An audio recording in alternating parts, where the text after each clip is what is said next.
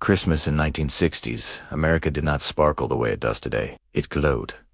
Softly. Gently.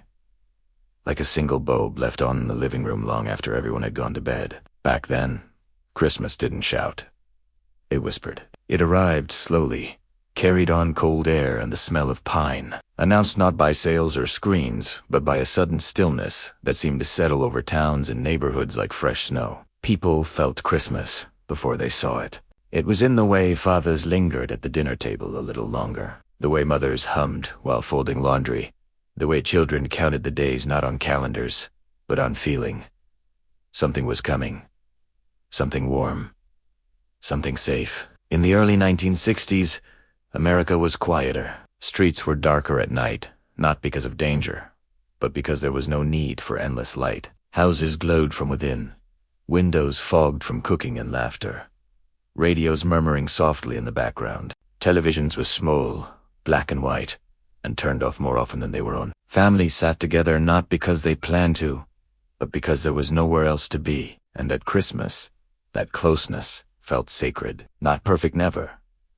Perfect, but real. You could feel it in the air, heavy and comforting, like a wool coat pulled tight against the cold. December arrived with a bite. Real winter. Snow that stayed, ice that cracked under boots. Children woke up to frost on the windows and traced shapes in it with numb fingers. School mornings were darker then, and the walk felt longer, but no one complained much in December. Christmas was waiting. You could hear it in the crunch of snow, in the distant sound of church bells, in the way adults spoke a little softer, as if not to disturb something fragile and wholly moving quietly through the world. Christmas shopping didn't begin in October. It began when someone said, "I suppose we should start thinking about gifts." Stores decorated simply. Garlands, red boughs, a few strings of lights. No towering inflatables. No flashing screens, just modest windows showing dolls, toy trains, wool scarves, and practical things wrapped with care. Parents didn't buy everything. They bought what they could.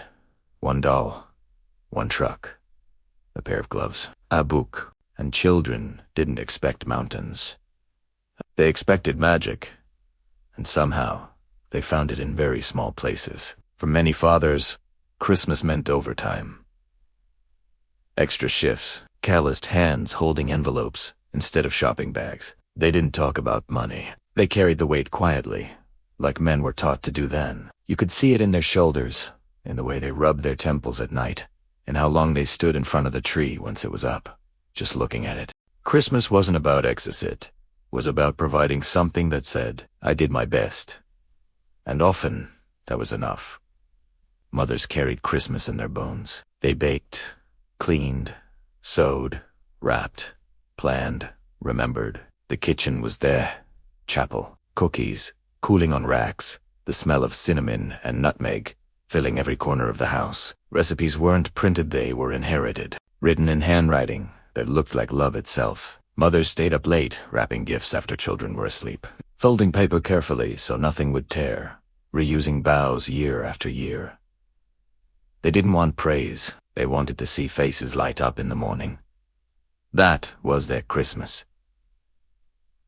Trees were real, cut from farms or forests, carried home, tied to the roof of a car.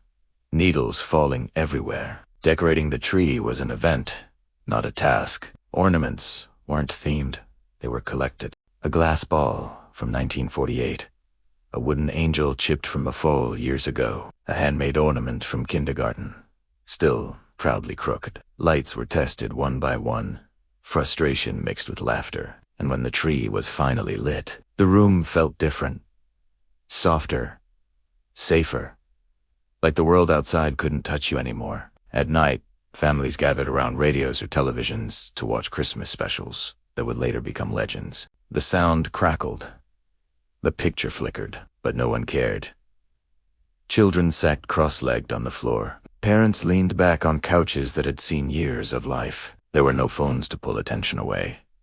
No notifications, just shared silence and shared laughter. Those moments stitched families together in ways no one noticed at the time. Church on Christmas Eve was cold. Breath visible in the air. Coats heavy. Hymns sung slightly off-key, but full of heart. Candles passed from hand to hand, flames spreading gently, carefully, like hope itself. People believed then not just in God, but in each other, in community, in the idea that something bigger than them was watching, listening, holding the world together even when it felt like it might fall apart. And for many families, it was falling apart. The 1960s were not gentle beneath the tinsel. Fathers left for wars they didn't fully understand. Mothers waited.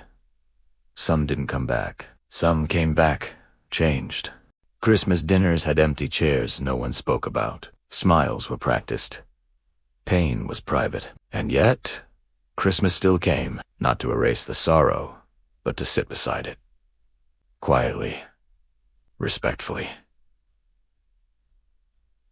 Children in the 1960s believed deeply, not just in Santa, but in permanence. They believed their parents would always be there, that houses would never change, that the world they knew would stay exactly as it was. Christmas morning felt eternal, pajamas still warm, hair messy, eyes wide with wonder, the smell of coffee and bacon. Wrapping paper carefully folded, not ripped. Parents watching from doorways, pretending not to cry. Gifts were opened slowly, appreciated. A sweater meant warmth. A book meant worlds. A toy meant imagination, not distraction. There were no batteries to replace, no screens to charge. Play happened on floors, in yards, in snow. Children created entire universes with very little, and adults allowed it. Time moved slower then, or maybe people just paid attention. By afternoon, houses settled into a tired happiness. Dishes stacked. Leftovers wrapped. Men loosened ties. Women finally sat down. Children played quietly or fell asleep where they landed. Outside, snow began again. Street lights glowed orange through falling flakes. And inside, there was peace not loud or dramatic, but earned. Christmas night in the 1960s carried a sadness no one talked about. The knowing that something beautiful had passed, that the tree would come down, that school would return, that fathers would go back to work, that life would resume. But there was comfort in that sadness. It meant the day mattered. It meant it had been real. Looking back now, what makes us cry isn't just what Christmas was, it's what it represented.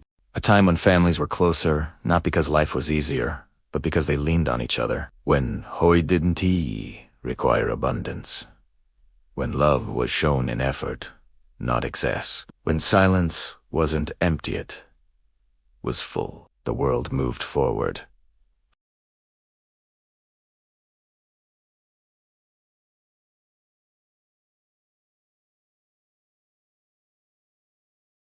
But something small and essential was left behind in those 1960s living rooms.